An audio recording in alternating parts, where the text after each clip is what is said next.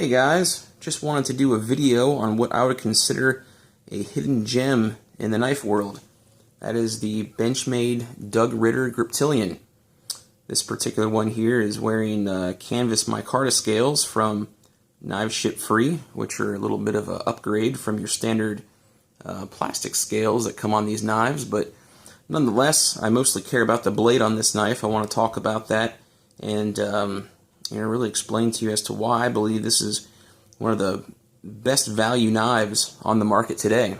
So let's go ahead and get started. As you guys can see here, this is the large version of the Large Ritter Griptilian, which is a collaboration between Benchmade and Large Ritter, who is I believe a survival expert and also an activist in the knife community for knife rights, so that's awesome. So you can see here it has a different logo, Large Ritter. This is an M390 steel, which is an excellent steel. We'll talk more about that here in a minute.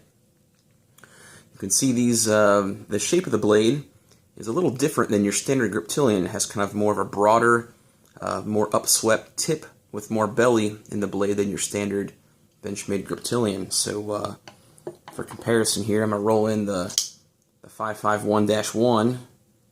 So you guys can take a look here at the difference in these blade shapes. As you can see there, the Large Ritter is much broader, again more upswept tip, and less not as sharp of a tip, as you guys can see there. So I'm going to keep this guy just kind of in the background here for reference as needed. But very nice stonewash blade. Really like the stonewashing on this blade. Kind of wish Benchmade would do that on more of their knives. I think it's quite attractive and hides scratches from wear and things very well.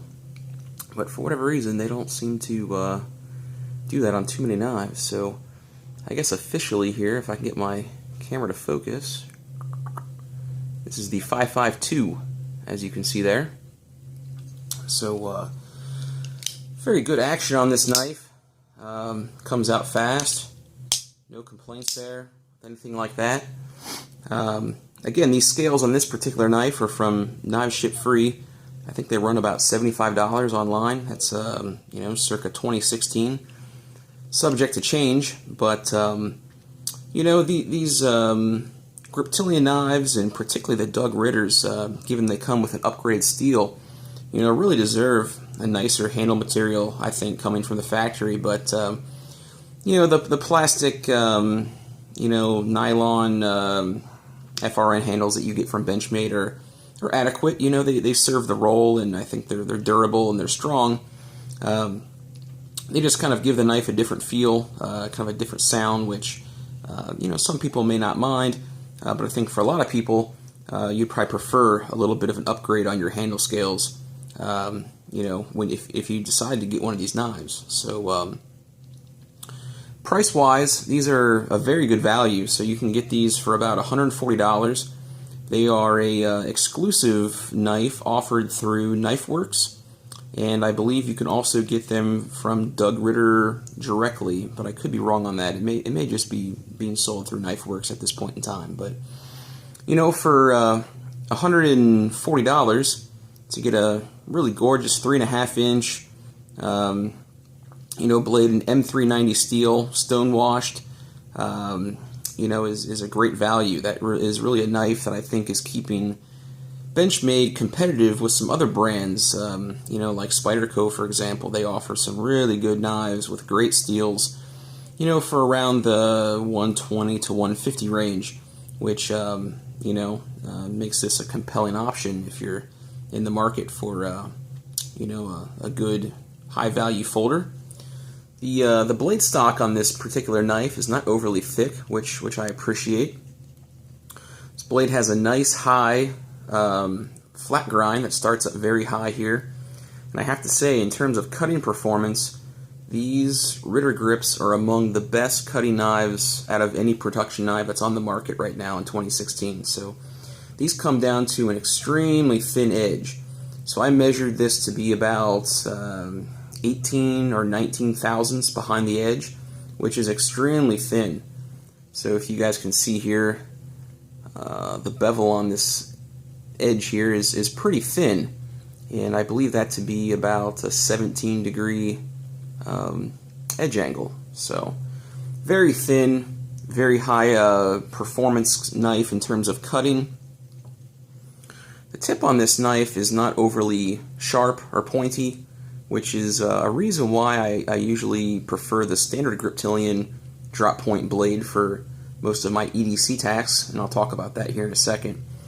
But you know, this knife was designed to be more of a survival outdoors, kind of maybe a bushcrafting type knife.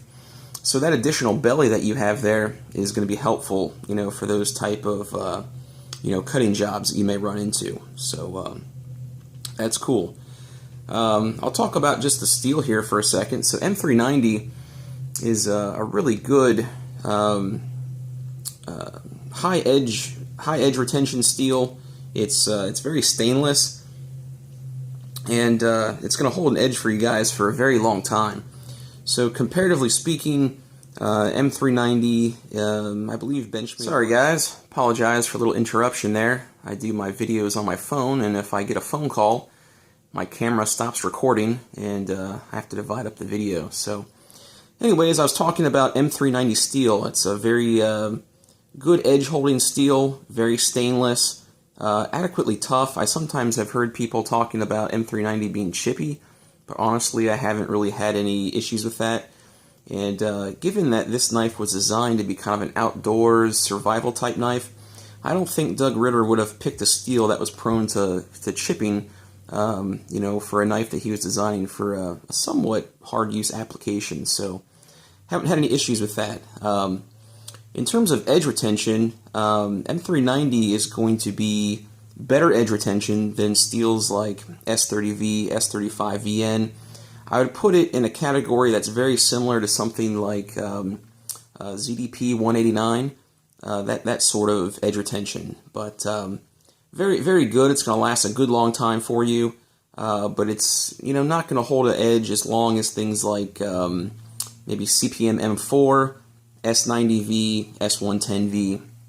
Those are all going to have superior edge holding to M390. But one thing that I found with M390 is that it's not overly difficult to sharpen. So some of you guys out there, if you don't have, you know, a lot of experience sharpening, or you know, don't have a lot of equipment for it, you know, M390 I find is kind of one of the super steels out there that is not overly difficult to sharpen. So that may be a benefit to some of you guys out there looking for kind of a good middle of the road steel that will hold a good edge, but you know, is not impossible to sharpen. So I do like on these particular knives that Benchmade uses their kind of old style parkerized Benchmade USA clips. I highly prefer these over their painted clips, and you know, they wear a lot better. They look nice, and honestly, I like having something that says good old US of A on there. You know, definitely like to support USA made products whenever I can. So this particular knife, guys, is, you know, like I said, a really excellent knife. Highly recommend it, you know, for EDC knife, larger EDC, you know, maybe camping knife, whatever you want to do. Definitely has a very great blade, capable blade. Cuts excellent, you know, no issues there.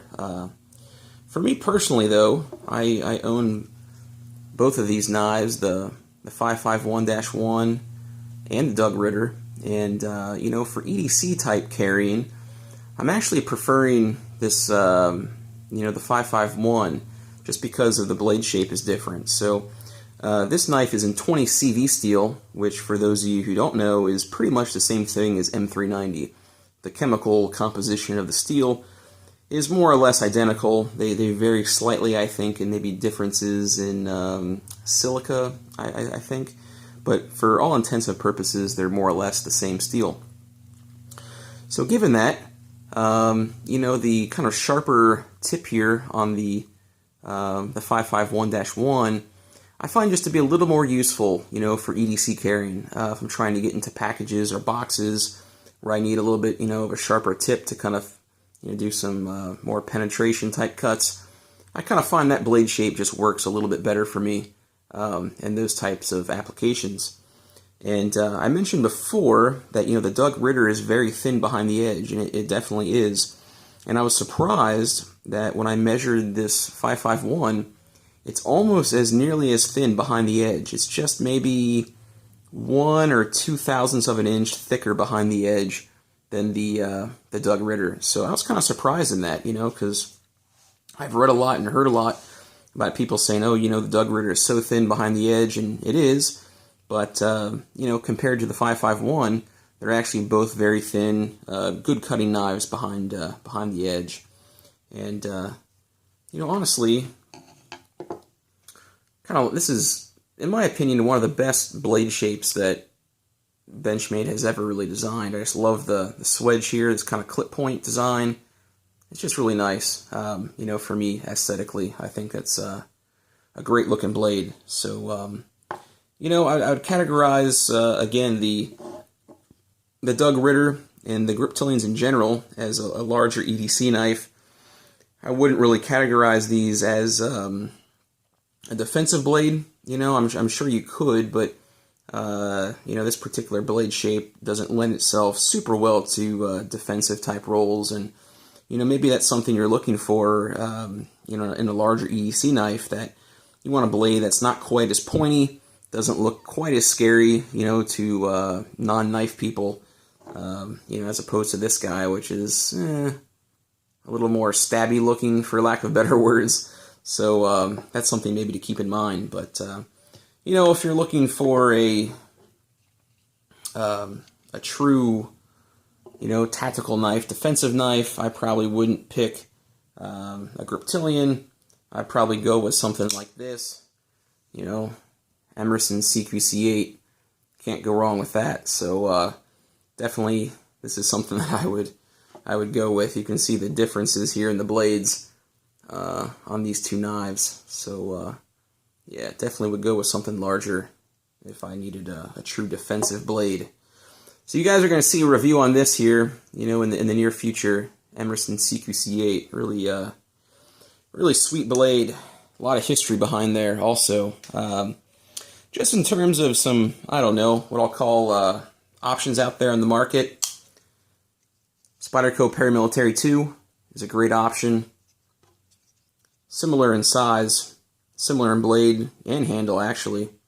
I didn't realize how closely these two line up here in terms of handle size and blade. So there's another really good option for you guys. Different blade shape. Definitely a pointier tip, more delicate tip there on the Paramilitary. Excellent ergonomics. This particular version is in CPM S110V, which is in a different ballpark than M390. So 110V is amazing stuff. It's really towards the leading edge of knife steels, no pun intended.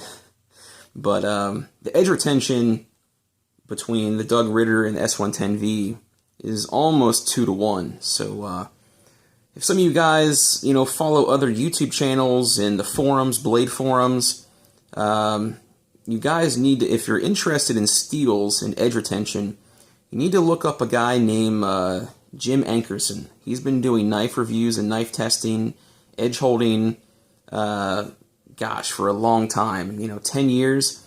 And he has a large collection of knives that he puts through a standardized test and, determines basically differences in edge holding capabilities, between a lot of the popular steels on the market. And it's really great information. I don't think there's anyone else doing anything quite as comprehensive and as, I hate to say scientific. It's not really exactly scientific, but I believe his methods introduced the least amount of variables possible, compared to what I've seen other people do. So there's a good option for you. PM2 S110V, looking at about $150. Doug Ritter, $140. M390. If you're looking just for edge retention, go for S110V. But 110V is also really good corrosion resistance. But I probably wouldn't use it in a more of an outdoors camping wood carving type application, you know, because look at the differences in the tips there on those knives. They're quite different, you know. I can show you the thickness here. Oops, and not cut myself on camera. That would be good. You can see the differences there. There you go. So, alright guys, well, I've been wanting to do this video for a while, and I'm glad I finally had a chance to go ahead and do this and share some cool knives with you guys. But, yeah, you know, Griptilian series, great knives. Highly recommend them, you know, and particularly there's some handle options that are coming out here on the market. And, you know, honestly, if you guys are looking for a Griptilian that comes with G10, you know, handle scales just from the factory, you may want to check out the -1 series from Benchmade. You know, those are really good options and value. So these are probably about, I think about $170 full retail, which I think you can find for less if you search around, maybe, you know, some secondary markets. So that's a pretty good value. You know, if you were to buy a Doug Ritter like this and put on your aftermarket scales for about $75, you know, you're looking about $215 out the door, which, you know, it's a pretty good amount of money, you know, $215. So I think it's worth it, you know, but for $45 less or so, you know, you can have pretty much the same steel, different blade shape with G10 handle scales coming from the factory. Gosh, love this knife, just so awesome. The blue anodized back spacers, liners. Really like the deep carry clip, blade shape. You know, I think some of you guys have seen my review on this knife, but one of Benchmade's best. One of Benchmade's best, so good stuff. Alright guys, well, hope you enjoyed the video, and I'll be having some more coming down pretty soon. So as always, if you guys have questions or suggestions, please leave them in the comments below. If you like the video, please like it. If you like my channel, please subscribe. And I will see you guys soon. Thanks.